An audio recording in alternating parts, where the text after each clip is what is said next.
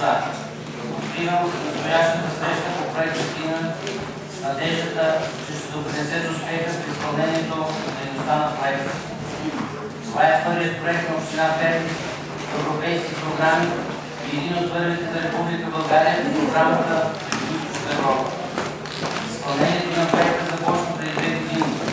Тогава, когато България още не бе подписала меморандум с GDS за изпълнение на програмата. Благодарение на усилията на екипа, безрезервната подкрепа на госпожа Янакиева като кмет, професионализма на колегите от Министерството на регионалното развитие и благоустрояването, проблемите бяха разрешени своевременно.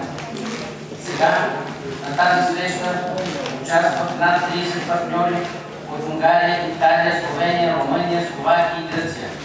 С експертите от България, Перник, над 40 души ще участват в разглеждането на особено важни въпроси и дейности по проекта като мастер-план, ще има заседание на управителния комитет и така нататък. Благодаря на колегите, че получихме доверието да организираме в Перник подобна среща. Това е признание не само към България, но и към Перник. Откривам срещата. С особено удоволствие желая да обявя, че гост на нашата среща е госпожа Росица Янакиева, кмет на община Перник.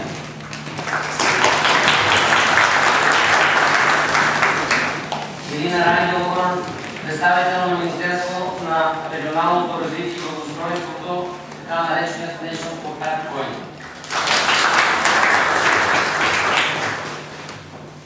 Тук са представители на бизнеса, като господин Евгений Петров, заместник-директора на Европейския политехнически университет в Перник, заместник-кметовете и главния секретар на община Перник. Гости също са директори на дирекцията в общината, Бойка Павлова от Промишлената палата и други колеги. С удоволствие предоставям думата за приветствие на госпожа Росица Янакиева. Благодаря. Уважаеми госпожи и господа, позволете ми най-напред да кажа добре дошли на нашите партньори от България, Италия, Словения и Румъния, които са част от екипа, който реализира проекта. За нас, за Перник, особено за пернишкия бизнес, е от изключително значение един такъв проект, който дава възможности да обединим познанията си, уменията си и вече натрупания опит в реновиране на старите индустриални зони.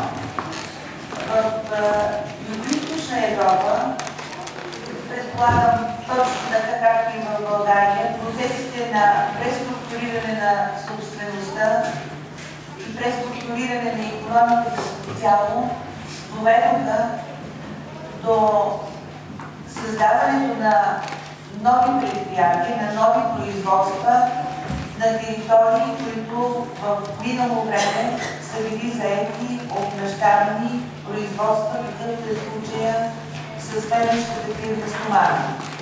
На площадката на фирма Стомана в момента работят 24 фирми, всяка със своето производство, различна технология и специфика. Целта на нашето участие в проекта Литина беше, ползвайки възможностите на програмата за европейско териториално сътрудничество, която се съфинансира от Европейския фонд за регионално развитие, да създадем възможности на тези предприятия да се развиват, да им помогнем при разработването на един подобен устройствен план, с който се решават редици въпроси, свързани с собствеността, да им помогнем при разработването на проекти за изграждане на бизнес център и за нас най-важното модели на публично-частно партньорство, защото и в бъдеще общините ще разчитат на партньорството с бизнеса, с оглед създаването на нови производства, въвеждането на нови технологии, съвременни и съобразени с екологичните изисквания за производствените технологии. И не на последно място, Това са възможности с определено реализиране на откритата икономика, създаване и нови работни места и целта на труда повишаване на доходите на хората, които работят в тях. Тези модели вероятно биха ни помогнали не само да работим в зони, които са били част от общата икономическа картина на нашите общини в минало, недалечно минало време, 20-25 години, но те биха дали възможност да работим и по създаването на възможности за нови производства и за нови складове, логистични центрове и други такива, които да създават заетост и да променят облика на град като Перник.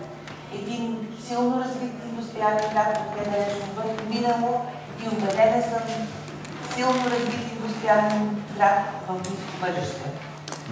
Предпоставка за това е и разположението на нашата община в непосредствена близост до столичния град, с всички възможности, проистичащи от географското и положение, но пътно положение на важни транспортни коридори, коридора север-юг, север-запад, а именно директната връзка през Румъния с държавите от Европа, директната връзка за Сърбия, директната връзка за Македония, директната връзка за Гърция.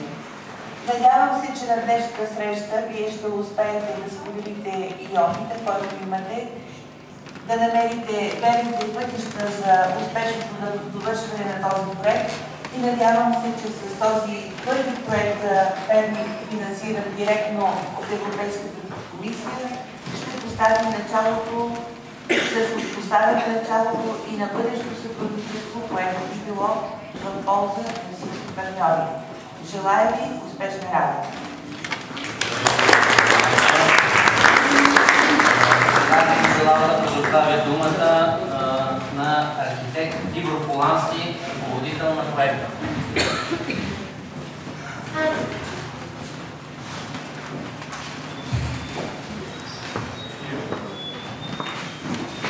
Ladies and gentlemen, the municipality of Shepherd started this project 3 years ago because the brownfield area in Shepherd represents one of the most valuable development potential in Budapest.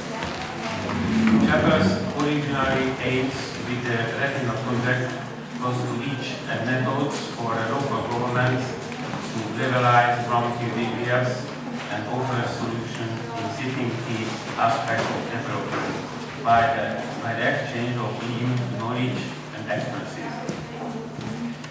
The project seeks to develop plans for reforming the legal status, funding chain, urban environment issues, and imminent building of brownfield area with the active involvement of the stakeholders, owners, investors, decision makers, citizens, etc. Partners taking similar problems join force and form the Retina partnership. Some of the partners are more experienced and can already demonstrate success, while others are still at the beginning of the process. The aim of the planning meeting is to bring together partners that once and more have professional discussion of the final outputs of the project. Partner delegation has arrived with their external experts. I'm very happy that in this room many experts have work who will be assessing the planning revitalization process. The steering committee members representing the highest decision-maker level of the project are also holding a meeting tomorrow in order to make major decisions for the cooperation of the partners for the last 10 months of the project. In the last parts of the project, the partners will elaborate their concrete realization plan. partner cities are making every effort to show whether not only the local level, but also the offer the recommendation to the national government. In addition, the project will also offer a summary for the EU community and listing the most important findings of the project and the major steps of the granted implementation.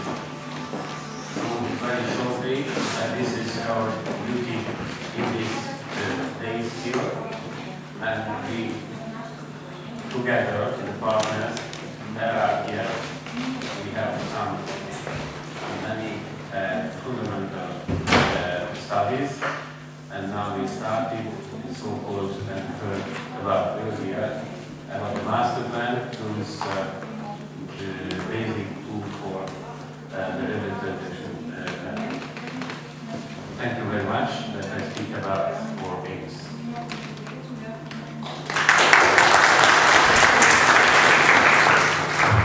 Благодаря, господин Полански. Предоставям думата на Елина Рангелова, представител на Министерството на регионалното развитие и благоустройството.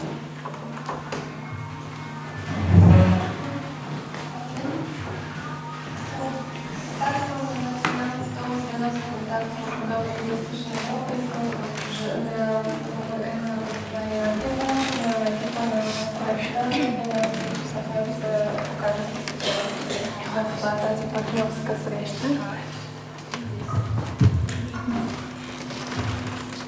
Бих искала да изтъкна участието на Община Перник като един активен партньор в този проект и не само в този проект по програма Югоизточна Европа. Преди няколко дни бяхме свидетели отново на постигнатите резултати от Община Перник в рамките на друг проект по друга програма Интерек 4C. Партньорите, които работят по този проект, са обединени от общи проблеми, свързани с нуждата от ревитализиране на индустриалните територии.